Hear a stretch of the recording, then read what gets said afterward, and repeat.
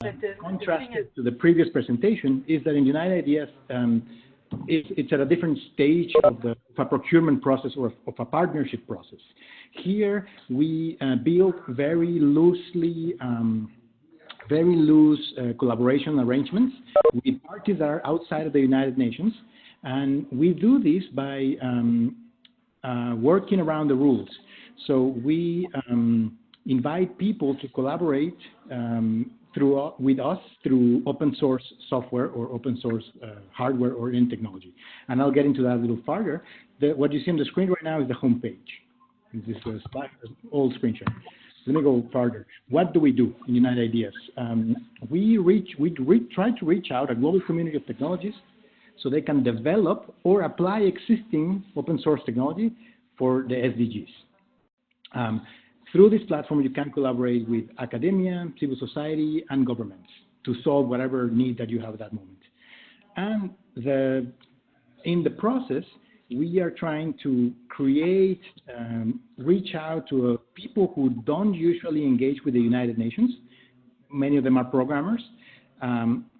And to give them the opportunity to work with the United Nations so they remain engaged, and over the long time, one day some of them might be CEOs of large corporations, and they will remember the days when they were junior technologists and they were developing with the United Nations collaboratively. So we want to build that relationship.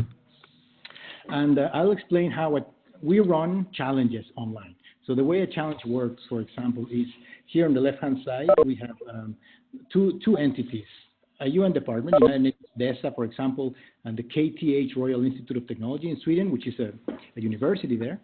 They decided to use the platform to launch a challenge to accelerate the computing time of programs they use to compute electrification models. This is a technique to identify the cheaper way to electrify a country.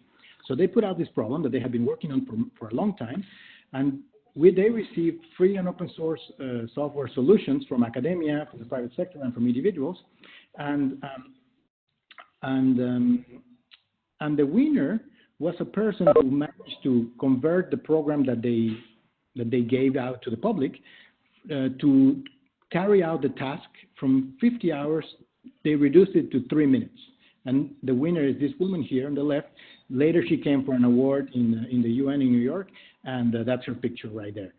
With that product, with this new program that they can run fast, they were able to carry on trainings on site in countries better, just because they were able to compute the exercises at the training, and they were using this new tool which allowed them to do that.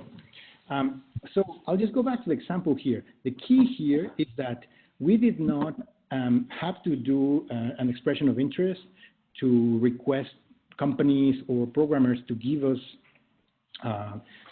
to make us believe that they could develop the software. Instead, we invited them to develop the software, but we put a condition. This is the key condition of United Ideas. The key condition is that whatever they develop has to be covered by an open source software license. Why? Because of two reasons. With an open source software license, the license itself specifies that the user of that software cannot sue the company or the entity that built this software because the software has a defect. So the programmer is covered because they can give us something and they don't run any risk. On the other hand, the UN needs to have a very clear guideline that this software can be used under which conditions. It has to be free, and it's so well explained. Some of these open source software licenses have 12 pages, and they clearly explain under which conditions the UN can use the software, the UN or any other entity. And we ask the participants to give their software, to put their software in a place where it's publicly available, in a way that we do not have to write pro bono goods and services memorandum of understanding with anybody who's giving us the software, because they're not giving the UN the software. They're giving the software to the public. They're making it open source, and therefore we can use it. So that is the key. I will explain just the platform by numbers. We've launched 18 challenges. I've received around 100 solutions with contributions for about 170 countries. These are some of the entities that have joined with the UN to launch challenges.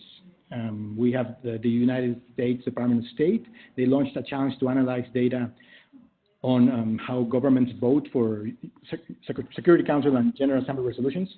We have the Minister of Health in Brazil. They had some mobile applications for monitoring mortality of animals in the Amazon, and they wanted to improve these apps, so they open sourced them and they invited the public to improve them. We had others like the World Humanitarian Summit. UNDESA has been a champion using United Ideas. UNOPS, we ran a challenge with UNOPS related to blockchain as well. OICT is presently running a challenge and more partners. Now, the challenges when we put them out can be launched by governments, by UN entities, but also by partners in academia. And again, we don't write down memorandum of understandings when we partner, but we just let them use the platform to explain present a problem. Some of these universities here have launched challenges with us. Some others have contributed solutions. And we have them from France, from the Netherlands, from Sweden, from the US, from the UK, etc. As well as non-governmental organizations. Here on the left-hand side, for example, Ana Akra Association is an association in Lebanon that produces materials for education in public schools. And they partnered with a university in the UK to ask for solutions for tracking educational credentials using blockchain for children. What do people, what we call partners, but they're not partners, they're just users of the platform. This was a user from the UN, it's the ASG Indesa, said, I'm surprised from the results that we received. I know all the people who have been working on these programs for decades, and a young professional beats all of them. That's fantastic. This is a testimonial from an NGO. This is the International Displacement Center in Geneva. It says, this tool is a vehicle for enlisting talented individuals to develop innovative solutions that help solve problems. What they did is that, in partnership with OICT, they put a request for a new system to be built, and the response was fantastic. They obtained a working solution, a working prototype, and after the challenge, they have been working on developing further the tool and implementing it for themselves, and also they've taken it to OCHA Geneva to see if they adopt it.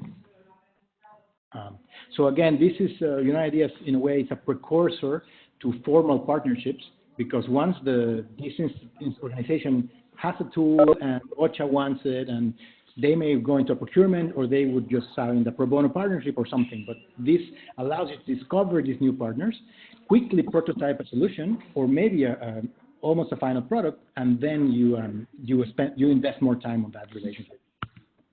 A private sector company that says they did it for pro bono reasons. They said pro bono is very important for us. We can contribute our knowledge in a simple way from the comfort of our desk, from our offices. We can mobilize our staff to help the UN. Testimonial from academia. These are two doctors that were winners of a challenge launched by DESA in cooperation with USAID. They were extremely excited to be able to contribute their knowledge easily from the UK to people that are working in New York. These are some snapshots of the challenges previous. All sorts. We don't discriminate on the topic. As long as it's for the SDG, any challenge can go. Any UN entity can post a challenge, any member state, and NGOs that are accredited NGOs. We have some challenges on wildlife monitoring. This was to build mobile apps. This was on text analytics.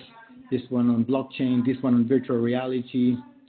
We currently have two opens. One is the third round of a challenge to build data analytics tools for armed conflict monitoring.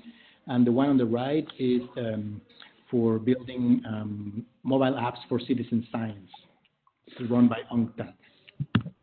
And the takeaway points is how can you get started, or how can your organization or your innovation team benefit for this? You can launch a challenge for your organization. There is no MOU required. There is no money involved between UN entities. You just reach out to us on the website, ideas.uniteun.org. You send us an email. We can have a challenge online in a matter of days. And the return on investment for a challenge is large.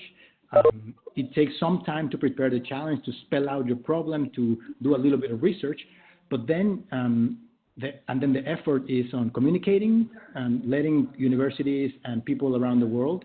And at that, we are good in the UN. When we mobilize our social media teams and our comms teams, we can reach out a lot of people.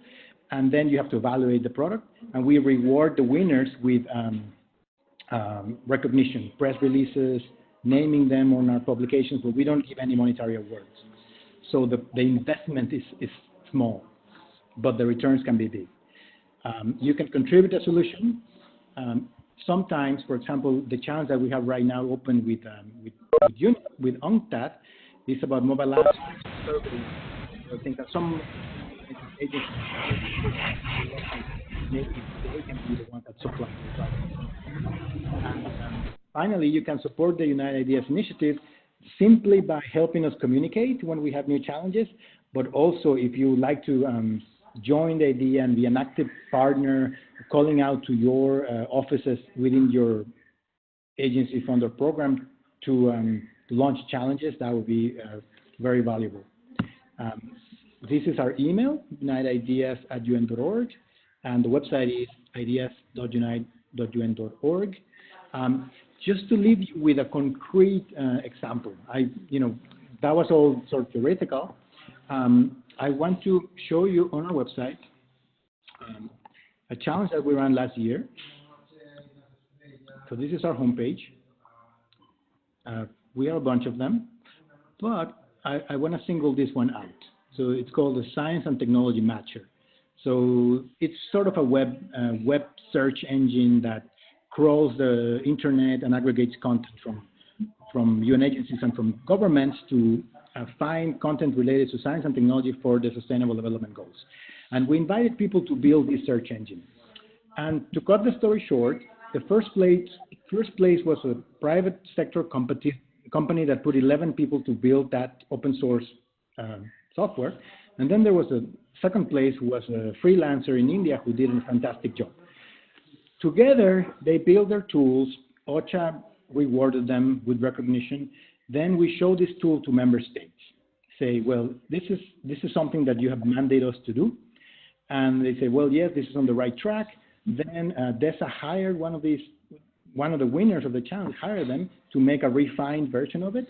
And that has turned into this tool that is online right now that DESA is using to fundraise for the actual implementation of this tool.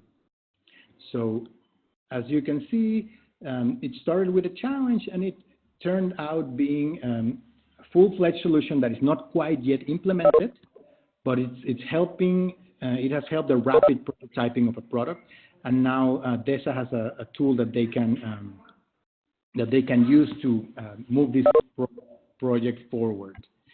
And I will stop right there, and we're happy to take questions whenever that's appropriate.